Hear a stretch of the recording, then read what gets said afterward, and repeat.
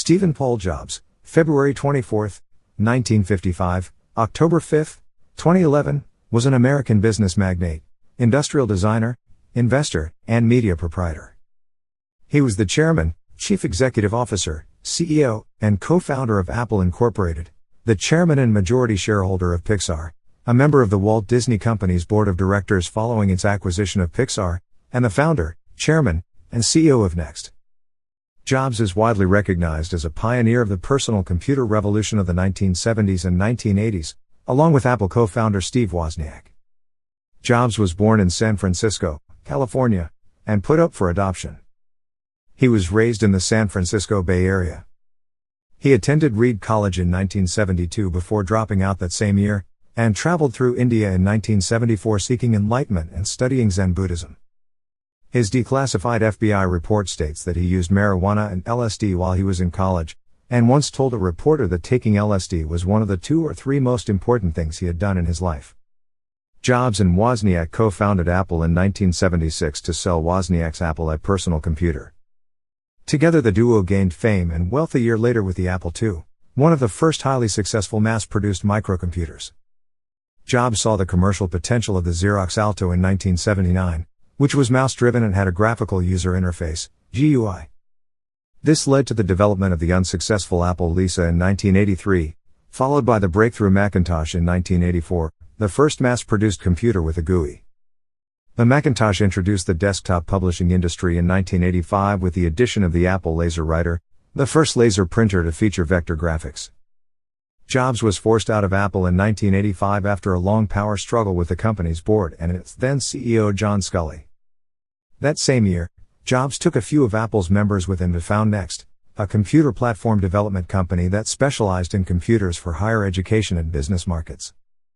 In addition, he helped to develop the visual effects industry when he funded the computer graphics division of George Lucas's Lucasfilm in 1986.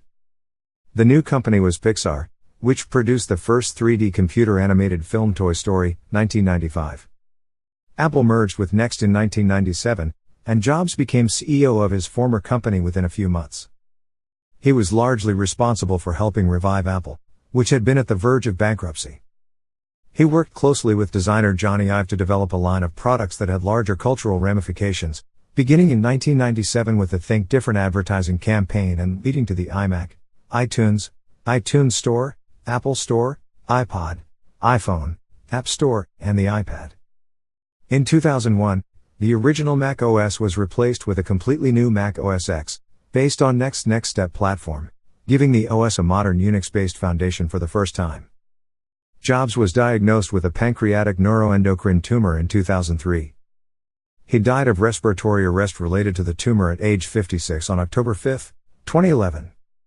Background: biological and adoptive family.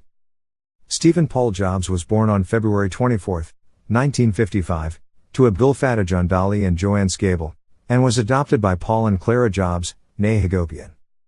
His biological father, Abdul Fattah John, al-Jandali, grew up in Homs, Syria, and was born into an Arab Muslim household.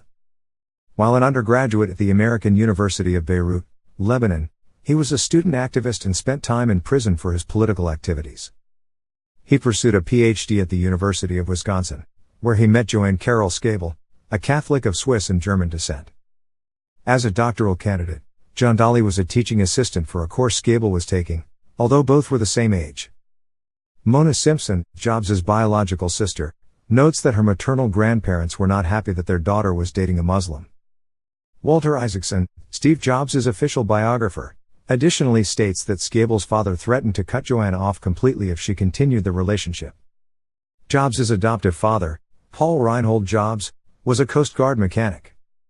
After leaving the Coast Guard, Paul Jobs married Clara Hagopian in 1946. Clara, the daughter of Armenian immigrants, grew up in San Francisco. Paul Jobs was a repo man who repaired cars.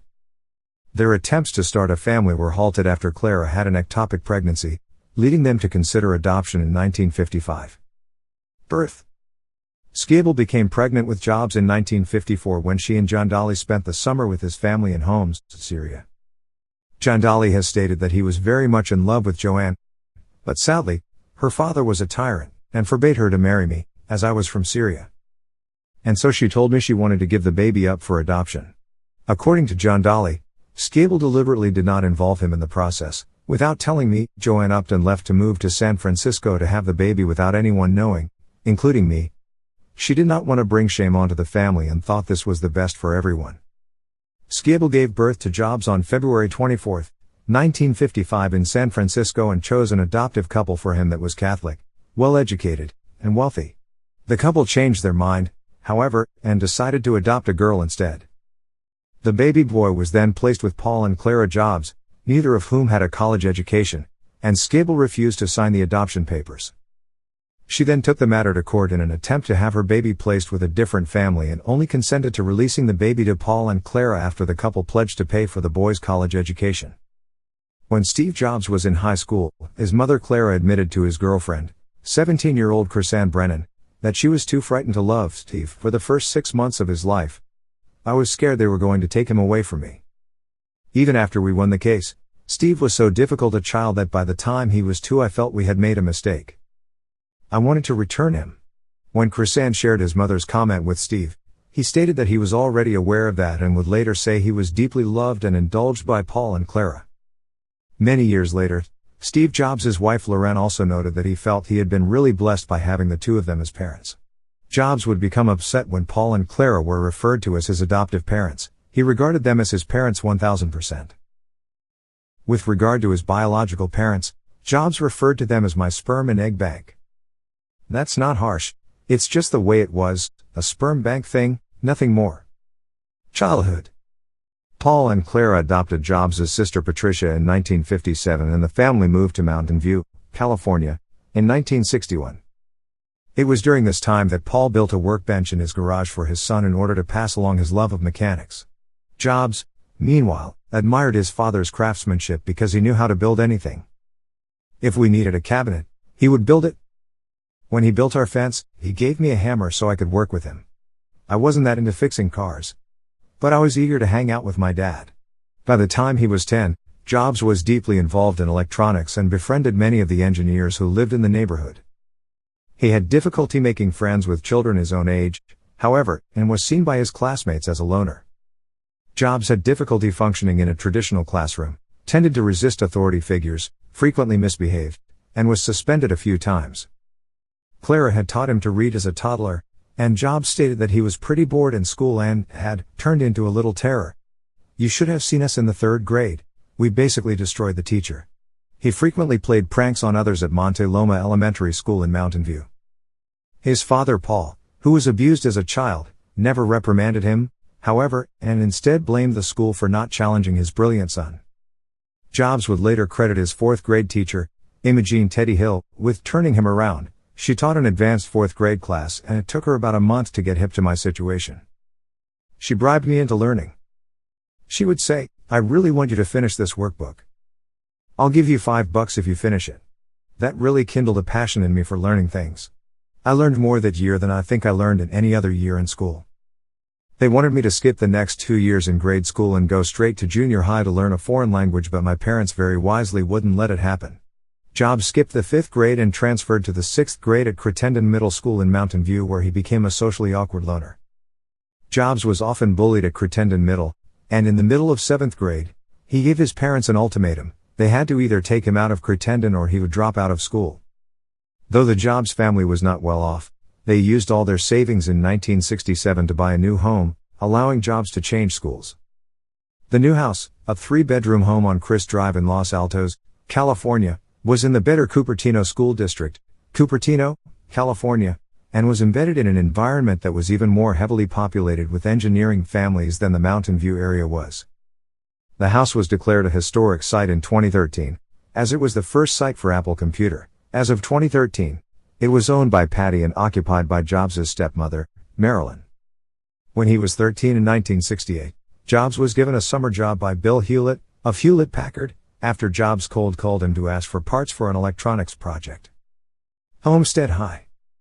The location of the Los Altos home meant that Jobs would be able to attend nearby Homestead High School, which had strong ties to Silicon Valley. He began his first year there in late 1968 along with Bill Fernandez. Fernandez introduced Jobs to Steve Wozniak, and was Apple's first employee. Neither Jobs nor Fernandez, whose father was a lawyer, came from engineering households and thus decided to enroll in John McCollum's Electronics 1. McCollum and the rebellious Jobs, who had grown his hair long and become involved in the growing counterculture, would eventually clash, and Jobs began to lose interest in the class. He underwent a change during mid-1970. I got stoned for the first time. I discovered Shakespeare, Dylan Thomas, all that classic stuff. I read Moby Dick and went back as a junior taking creative writing classes.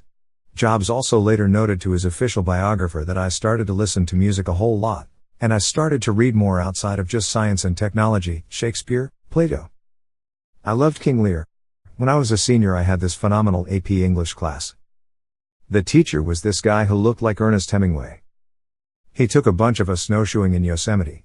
During his last 2 years at Homestead High, Jobs developed 2 different interests, electronics and literature. These dual interests were particularly reflected during Jobs' senior year, as his best friends were Wozniak and his first girlfriend, the artistic Homestead junior Chrisanne Brennan.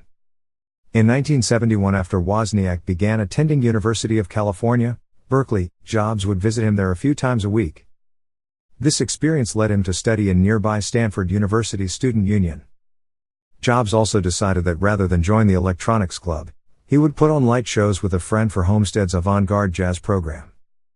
He was described by a Homestead classmate as kind of a brain and kind of a hippie, but he never fit into either group. He was smart enough to be a nerd, but wasn't nerdy. And he was too intellectual for the hippies, who just wanted to get wasted all the time. He was kind of an outsider. In high school everything revolved around what group you were in, and if you weren't in a carefully defined group, you weren't anybody. He was an individual, in a world where individuality was suspect. By his senior year in late 1971, he was taking freshman English class at Stanford and working on a Homestead Underground film project with Chrisanne Brennan. Around that time, Wozniak designed a low-cost digital blue box to generate the necessary tones to manipulate the telephone network, allowing free long-distance calls. Jobs decided then to sell them and split the profit with Wozniak. The clandestine sales of the illegal blue boxes went well and perhaps planted the seed in Jobs' mind that electronics could be both fun and profitable. Jobs, in a 1994 interview, recalled that it took 6 months for him and Wozniak to figure out how to build the blue boxes. Jobs later reflected that had it not been for Wozniak's blue boxes, there wouldn't have been an Apple. He states it showed them that they could take on large companies and beat them. By his senior year of high school, Jobs began using LSD. He later recalled that on one occasion he consumed it in a wheat field outside Sunnyvale, and experienced the most wonderful feeling of my life up to that point. In mid-1972, after graduation and before leaving for Reed College, Jobs and Brennan rented a house from their other roommate, Al. Reed College. In September 1972, Jobs enrolled at Reed College in Portland, Oregon. He insisted on applying only to Reed, although it was an expensive school that Paul and Clara could ill afford. Jobs soon befriended Robert Friedland, who was Reed's student body president at that time. Brennan remained involved with Jobs while he was at Reed. He later asked her to come and live with him in a house he rented near the Reed campus, but she refused. After just 1 semester, Jobs dropped out of Reed College without telling his parents. Jobs later explained that he decided to drop out because he did not want to spend his parents' money on an education that seemed meaningless to him. He continued to attend by auditing his classes, which included a course on calligraphy that was taught by Robert Palladino. In a 2005 commencement speech at Stanford University, Jobs stated that during this period, he slept on the floor in friends' dorm rooms, returned Coke bottles for food money, and got weekly free meals at the local Hare Krishna temple. In that same speech, Jobs said, "If I had never dropped in on that single calligraphy course in college, the Mac would have never had multiple typefaces or proportionally spaced fonts." 1972 to 1985. Pre-Apple. In February 1974, Jobs returned to his parents' home in Los Altos and began looking for a job. He was soon hired by Atari, Incorporated, in Los Gatos, California, which gave him a job as a technician.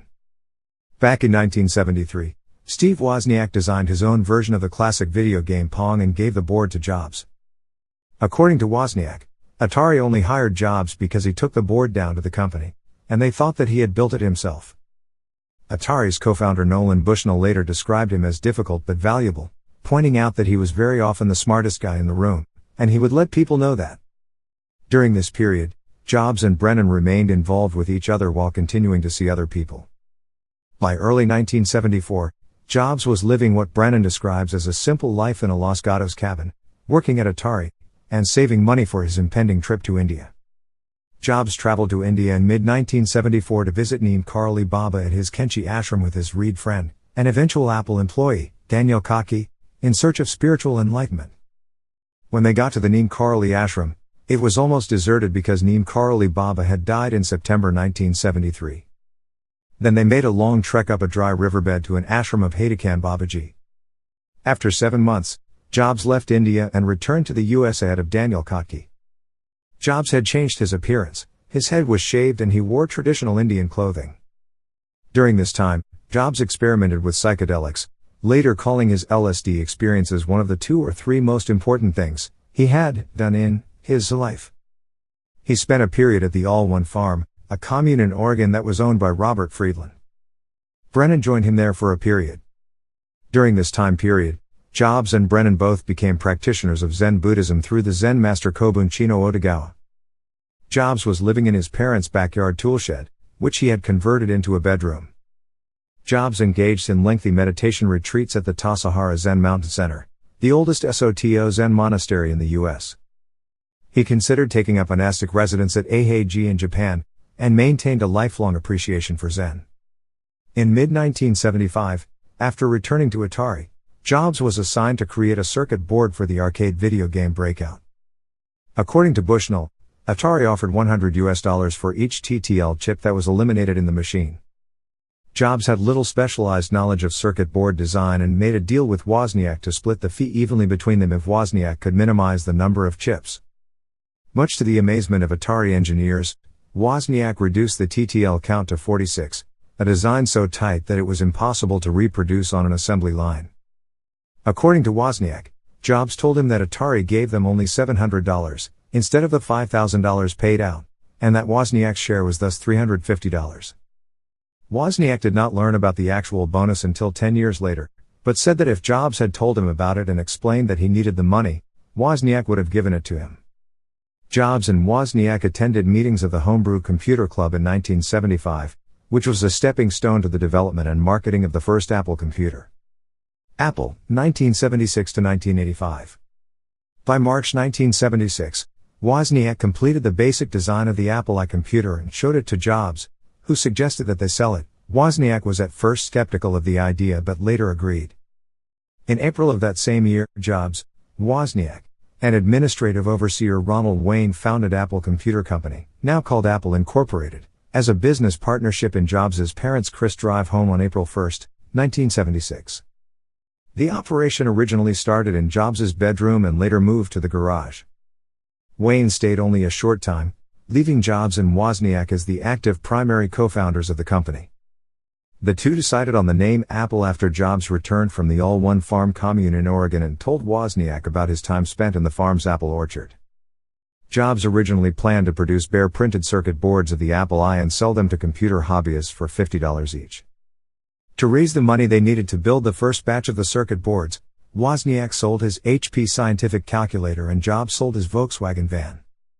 Later that year, computer retailer Paul Terrell purchased 50 fully assembled units of the Apple I from them for $500 each. Eventually about 200 Apple I computers were produced in total. A neighbor on Chris Drive recalled Jobs as an odd individual who would greet his clients with his underwear hanging out, barefoot and hippie-like. Another neighbor, Larry Waterland, who had just earned his PhD in chemical engineering at Stanford, recalled dismissing Jobs' budding business. "You punched cards, put them in a big deck," he said about the mainframe machines of that time. "Steve took me over to the garage. He had a circuit board with a chip on it, a Dumont TV set, a Panasonic cassette tape deck and a keyboard. He said, 'This is an Apple computer.' I said, 'You've got to be joking.' I dismissed the whole idea." Jobs' friend from Reed College in India, Daniel Kaki, recalled that as an early Apple employee, he was the only person who worked in the garage. Woz would show up once a week with his latest code. Steve Jobs didn't get his hands dirty in that sense. Kaki also stated that much of the early work took place in Jobs' kitchen, where he spent hours on the phone trying to find investors for the company. They received funding from a then semi-retired Intel product marketing manager and engineer Mike Markkula. Scott McNealy, one of the co-founders of Sun Microsystems, said that Jobs broke a glass-age ceiling in Silicon Valley because he created a very successful company at a young age. Markkula brought Apple to the attention of Arthur Rock, which, after looking at the crowded Apple booth at the Homebrew Computer Show, started with a $60,000 investment and went on the Apple board. Jobs was not pleased when Markkula recruited Mike Scott from National Semiconductor in February 1977 to serve as the first president and CEO of Apple. After Brennan returned from her own journey to India, she and Jobs fell in love again, as Brennan noted changes in him that she attributes to Kobun, whom she was also still following. It was also at this time that Jobs displayed a prototype Apple I computer for Brennan and his parents in their living room. Brennan notes a shift in this time period, where the two main influences on Jobs were Apple Incorporated and Kobun. By early 1977, she and Jobs would spend time together at her home at Duvnek Ranch in Los Altos, which served as a hostel and environmental education center. In April 1977, Jobs and Wozniak introduced the Apple II at the West Coast Computer Fair. It was the first consumer product sold by Apple Computer and was one of the first highly successful mass-produced microcomputer products in the world, and was primarily designed by Wozniak. Jobs oversaw the development of the Apple II's unusual case and Rod Holt developed the unique power supply. Jobs usually went to work wearing a black long-sleeved mock turtleneck made by Issey Miyake. It was sometimes reported as St. Croix brand, Levi's 501 blue jeans, and New Balance 991 sneakers. He said his choice was inspired by that of Stuart Schman, a noted applied mathematics professor at Brown University. Jobs told his biographer Walter Isaacson he came to like the idea of having a uniform for himself, both because of its daily convenience, the rationale he claimed, and its ability to convey a signature style. As Jobs became more successful with his new company, his relationship with Brennan grew more complex. In 1977, the success of Apple was now a part of their relationship, and Brennan, Daniel Kaki, and Jobs moved into a house near the Apple office in Cupertino. Brennan eventually took a position in the shipping department at Apple. Brennan's relationship with Jobs deteriorated as his position with Apple grew, and she began to consider ending the relationship. In October 1977, Brennan was approached by Rod Holt, who asked her to take a paid apprenticeship designing blueprints for the Apples. Both Holt and Jobs believed that it would be a good position for her, given her artistic abilities.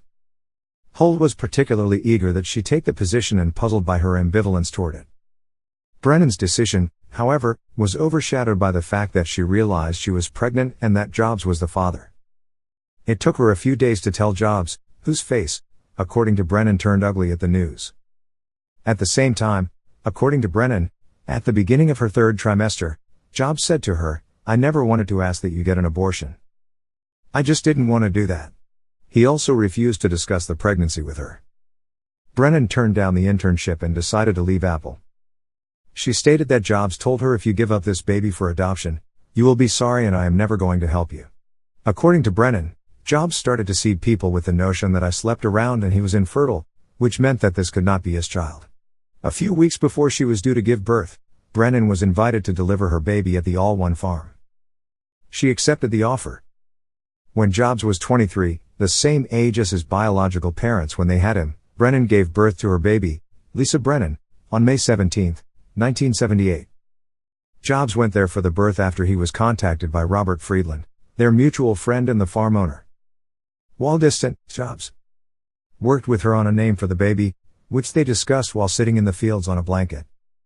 Brennan suggested the name Lisa, which Jobs also liked, and notes that Jobs was very attached to the name Lisa while he was also publicly denying paternity.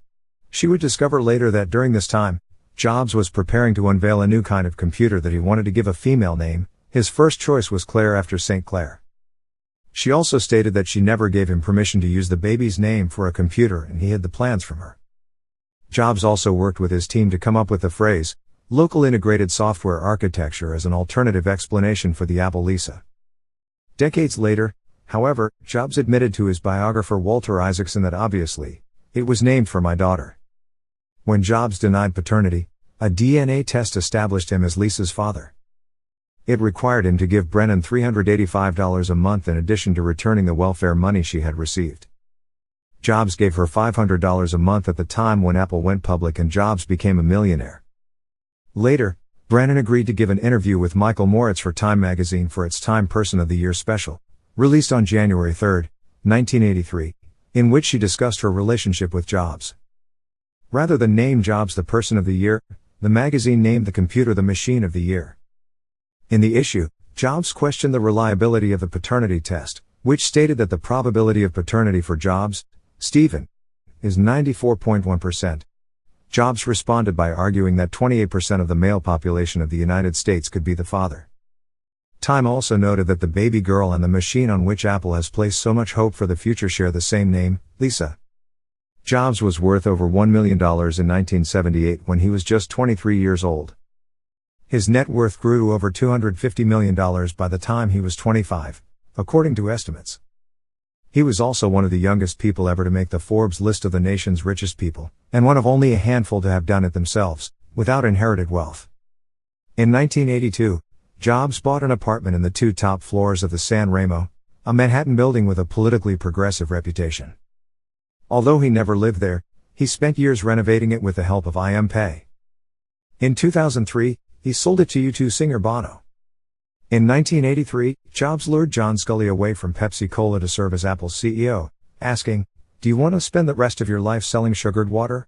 Or do you want a chance to change the world?" In 1984, Jobs bought the Jacqueline House and estate, and resided there for a decade. After that, he leased it out for several years until 2000 when he stopped maintaining the house, allowing exposure to the weather to degrade it. In 2004, Jobs received permission from the town of Woodside to demolish the house in order to build a smaller contemporary-styled one. After a few years in court, the house was finally demolished in 2011, a few months before he died. Jobs began directing the development of the Macintosh in 1981, when he took over the project from early Apple employee Jeff Raskin, who conceived the computer. Wozniak was on leave during this time due to an airplane crash earlier that year. On January 22, 1984, Apple aired a Super Bowl television commercial titled 1984, which ended with the words, "On January 24th, Apple Computer will introduce Macintosh. And you'll see why 1984 won't be like 1984. On January 24, 1984, an emotional Jobs introduced the Macintosh to a wildly enthusiastic audience at Apple's annual shareholders meeting held in the Flint Auditorium. Macintosh engineer Andy Hertzfeld described the scene as pandemonium. The Macintosh was based on the Lisa and Xerox PARC's mouse-driven graphical user interface, and it was widely acclaimed by the media with strong initial sales supporting it. However, the computer's slow processing speed and limited range of available software led to a rapid sales decline in the second half of 1984. Sculley's and Jobs' respective visions for the company greatly differed. The former favored open architecture computers like the Apple II, sold to education, small business, and home markets less vulnerable to IBM. Jobs wanted the company to focus on the closed architecture Macintosh as a business alternative to the IBM PC. President and CEO Sculley had little control over chairman of the board Jobs' Macintosh division. It and the Apple II division operated like separate companies, duplicating services. Although its products provided 85% of Apple's sales in early 1985, the company's January 1985 annual meeting did not mention the Apple II division or employees. Many left, including Wozniak, who stated that the company had been going in the wrong direction for the last 5 years and sold most of his stock. Despite being frustrated with the company's, including Jobs himself, dismissal of the Apple II employees in favor of the Macintosh, Wozniak left amicably and remained an honorary employee of Apple, maintaining a friendship with Jobs until his death. By early 1985, the Macintosh's failure to defeat the IBM PC became clear, and it strengthened Sculley's position in the company. In May 1985, Sculley, encouraged by Arthur Rock, decided to reorganize Apple, and proposed a plan to the board that would remove Jobs from the Macintosh group and put him in charge of new product development. This move would effectively render Jobs powerless within Apple. In response, Jobs then developed a plan to get rid of Sculley and take over Apple. However, Jobs was confronted after the plan was leaked, and he said that he would leave Apple. The board declined his resignation and asked him to reconsider. Sculley also told Jobs that he had all of the votes needed to go ahead with the reorganization. A few months later, on September 17, 1985, Jobs submitted a letter of resignation to the Apple board. 5 additional senior Apple employees also resigned and joined Jobs in his new venture, Next. The Macintosh's struggle continued after Jobs left Apple.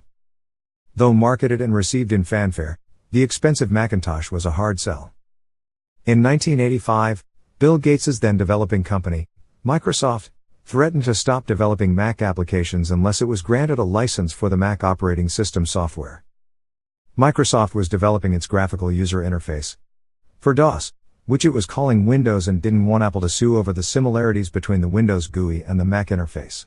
Scully granted Microsoft the license, which later led to problems for Apple. In addition, cheap IBM PC clones that ran on Microsoft software and had a graphical user interface began to appear. Although the Macintosh preceded the clones, it was far more expensive, so through the late 1980s, the Windows user interface was getting better and better and was thus taking increasingly more share from Apple. Windows-based IBM PC clones also led to the development of additional GUIs such as IBM's TopView or Digital Research's GEM, and thus the graphical user interface was beginning to be taken for granted, undermining the most apparent advantage of the Mac. It seemed clear as the 1980s wound down that Apple couldn't go it alone indefinitely against the whole IBM clone market.